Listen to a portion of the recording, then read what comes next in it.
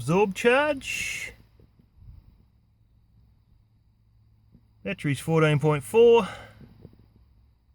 And the panel's 18.3.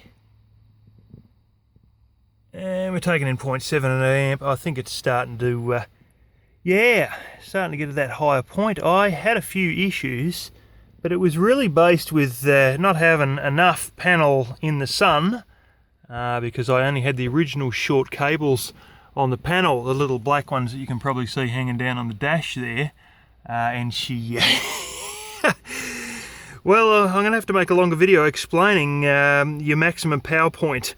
And this is what maximum power point tracker charge controllers can handle, but I'm not so sure that this is a maximum power point.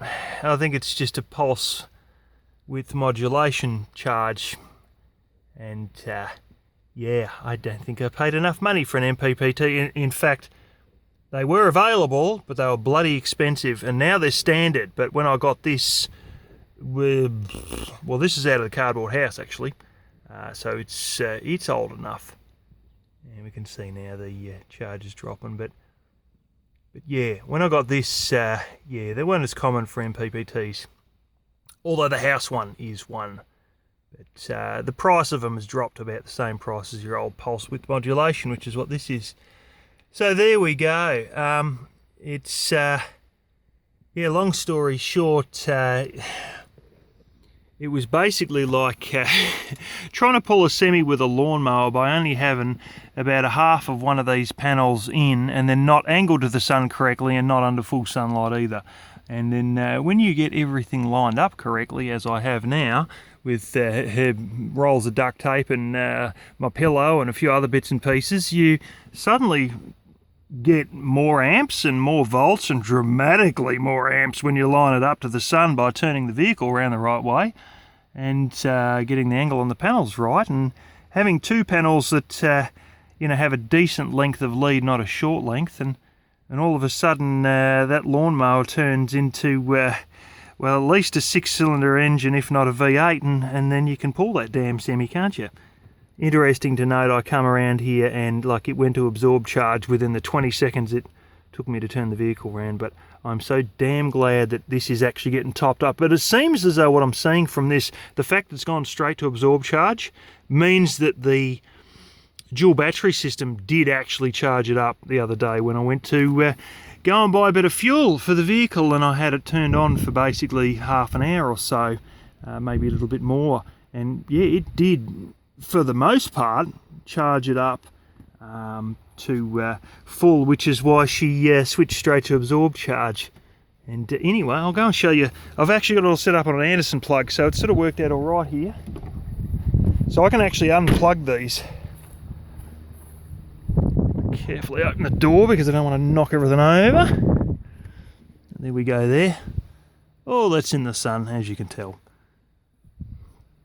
So I've basically, she's come down, I've soldered those onto one here to give myself enough length, and I have slammed it into a 50-watt Anderson plug, and yeah, this gives me a bit of room to move things around, but I also realise it might be an idea to put a little carabiner on there, and that'll stop that from pinching on any of the cables here on a bad angle, if I keep that upright like that the whole time with a little carabiner. Of course, it's going to have the plug pulled when I put the fake wall in, but that won't be a problem in the summer when I'll get rid of the fake wall and I'll start using a curtain, and that's probably what's going to happen.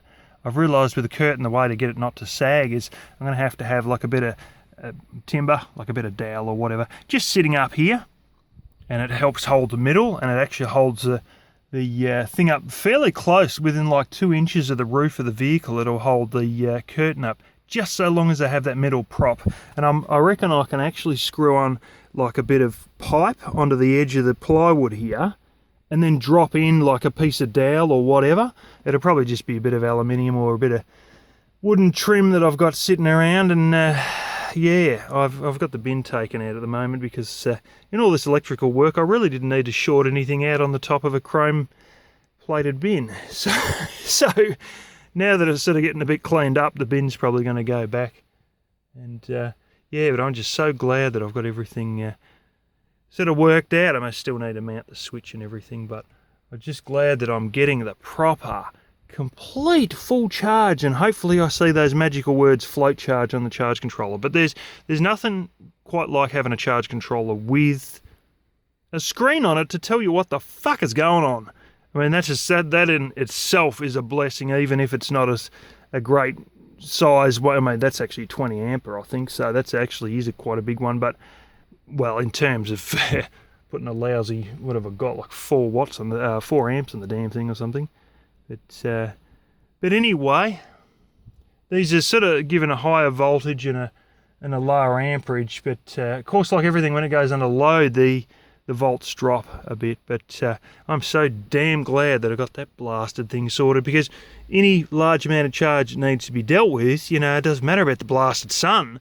I can give it a basic charge, maybe not a final last 5% top up, but a basic charge with that little relay and the switch there, which I've still got to mount on this probably somewhere above the bin. I'm actually thinking of mounting on the other side here so it doesn't touch the bin. But anyway, we'll get to that when we get to that, and I've still got to fix that back leg, make a new back leg, which I have the stuff for that, and that'll be happening before too long. And yeah,